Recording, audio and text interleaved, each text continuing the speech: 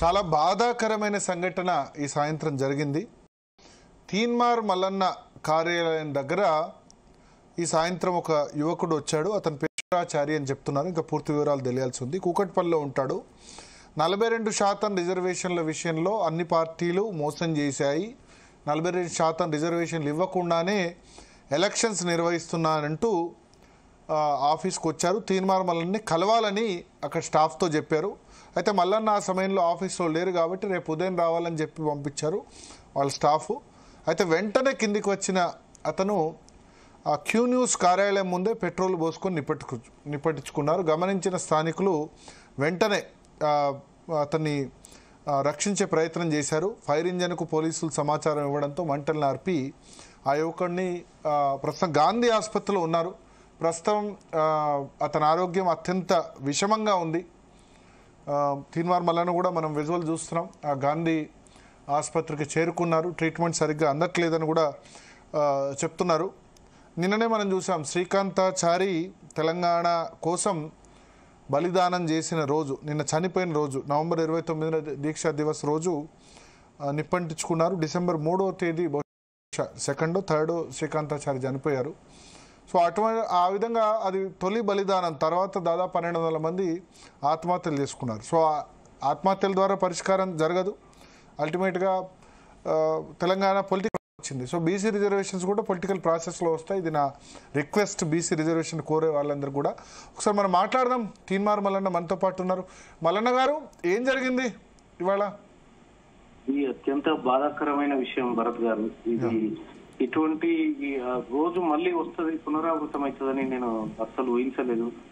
ఇవాళ బీసీలకు 42% రిజర్వేషన్ ఇచ్చే విషయంలో కాంగ్రెస్ పార్టీ చేసినటువంటి మోసం, ఈ బీసీలను నయవంచనకు గురి చేసినటువంటి మోసం ఇక్కడ చూడడం జరిగింది. ఆ అబ్బాయి ఎవరైతే సాయి ఈశ్వరాచారి అని ఆ అబ్బాయి ఉదయమే ఇంటి దగ్గర నుంచి ఈ బీసీలకు అన్యాయం జరిగిందని చెప్పి వాళ్ళ కుటుంబంతో చెప్పి ఈ బీసీల కోసం ఏదైనా చేయాలి, మనమే చేయాలని చెప్పి ఆ కుటుంబానికి వాళ్ళ సతీమణి కూడా చెప్పి బయలుదేరిందంట.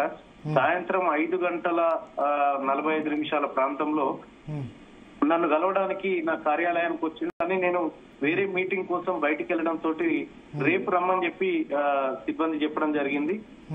సరే అన్న జేబీసీ అనుకుంటా పోయిందంట. పోయి ఇక ఆఫీస్ ముంగట్నే మెయిన్ రోడ్ మీదనే పెట్రోల్ పోసుకొని నిప్పంటించుకోవడం జరిగింది. వెంటనే అక్కడ ఉన్నటువంటి వాళ్ళందరూ కూడా ఆ మంటలను ఆర్పే ప్రయత్నం చేసిరు. ఉట్టిన గాంధీ హాస్పిటల్ కు తరలించడం జరిగింది. నేను కూడా వెంటనే గాంధీ ఆసుపత్రికి చేరుకోవడం జరిగింది. చేరుకొని అధికారులతో డాక్టర్లతో మాట్లాడడం జరిగింది. అయితే నేను ఒక అప్పీల్ చేస్తా ఉన్నా, ఇది పరిష్కారమే కాదు, ఇది ఉద్యమమే కాదు. ఇటువంటి ఆత్మ బలిదానాలు ఇక చాలు తెలంగాణ రాష్ట్రంలో. దయచేసి బీసీ ఉద్యమకారులు ఎవరు కూడా ఈ తరీకాలో ఆలోచించకండి.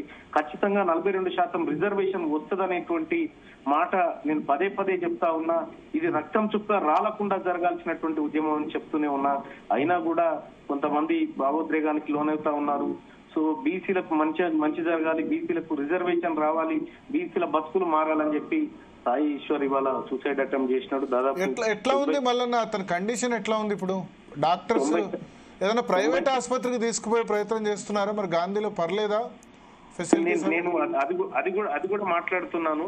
అది కూడా ఇప్పుడే కొద్దిసేపటి క్రితం ఒక ఏషియాలోనే టాప్ డాక్టర్ ఉన్నాడంట, ఆయన నెంబర్ కూడా తెప్పించుకున్నా, మాట్లాడడం జరుగుతూ ఉంది. ఆయన బ్రతికించుకోవడానికి సాయశక్తులా కృషి చేస్తా ఉన్నాం భరత్ గారు.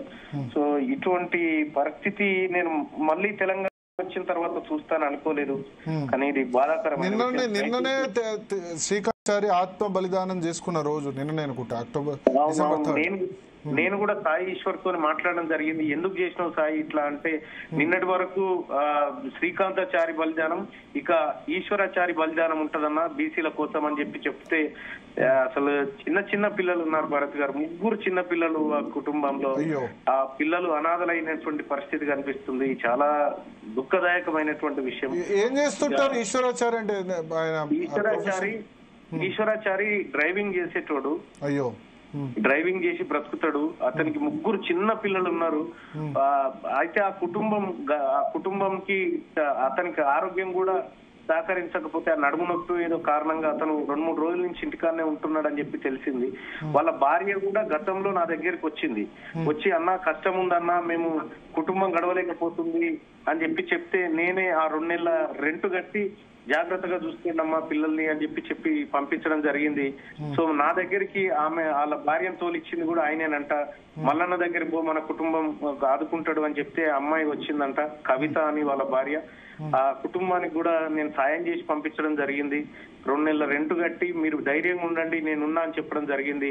అయితే ఇంతలోనే అబ్బాయి మళ్ళీ ఇక్కడికి వచ్చి ఈ కార్యక్రమం ఇట్లా చేయడం అది చాలా దురదృష్టకరం భరత్ గారు. చాలా ఇబ్బందిగా ఉంది ఆ విషయం చెప్పడం కూడా. అంటే ఇది రైట్ వే అయితే కాదు, సరైన మార్గం కాదు. ఇంతకంటే పెద్ద ఇష్యూస్ ఇప్పుడు ఎస్సీ వర్గీకరణ అయిపోయింది, ఆర్టికల్ 370 రద్దయింది. పొలిటికల్ ప్రాసెస్ లో ఇంతకంటే చాలా పెద్ద ఇష్యూస్ కూడా రిజాల్వ్ అయినాయి. రేపు మాపు హైకోర్టులో గట్టి ఆర్గ్యుమెంట్స్, సుప్రీంకోర్టులో ఆర్గ్యుమెంట్స్ వినిపించవచ్చు, లేకపోతే రాజకీయ ప్రస్థానంలో 9th షెడ్యూల్లో ఇక్కడ కూడా చేర్చొచ్చు. అటువంటి మార్గాలు ఉన్నాయి. అవును భరత్ గారు, నేను అదే చెప్తున్నా ప్రజలకు కూడా, ఇది రాజకీయ పరమైనటువంటి నిర్ణయం జరగాలి దీంట్లో అని చెప్పి నేను పదే చెప్తా ఉన్నా. అయినా కూడా కొంతమంది భావోద్రేగానికి లోనైతా ఉన్నారు. దయచేసి వాళ్ళందరికీ జీ తెలుగు న్యూస్ తరఫున అప్పీల్ చేస్తా ఉన్నా, మీకు దండం పెడతా ప్రజలారా, అటువంటి కార్యక్రమం ఎట్టి పరిస్థితుల్లో చేయకండి. అది ఉద్యమానికి మంచిది కాదు. మాలాంటి వాళ్ళ ధైర్యం నింపేలాగా మీ కార్యక్రమాలు ఉండాలి తప్ప ఇట్లా చేయకూడదు. తెలంగాణ రాష్ట్రం కోసం ఆత్మ బలిదానం చేసిన శ్రీకాంతాచారి, ఆ తర్వాత ఇప్పుడు ఈ ప్రయత్నం చేసిన ఈశ్వరాచారి కుటుంబాలు కూడా ఇప్పుడు మనోవేదనకు గురవుతా ఉన్నాయి. దయచేసి అలా చేయొద్దని చెప్పి రిక్వెస్ట్ చేస్తా ఉన్నా భరత్ గారు.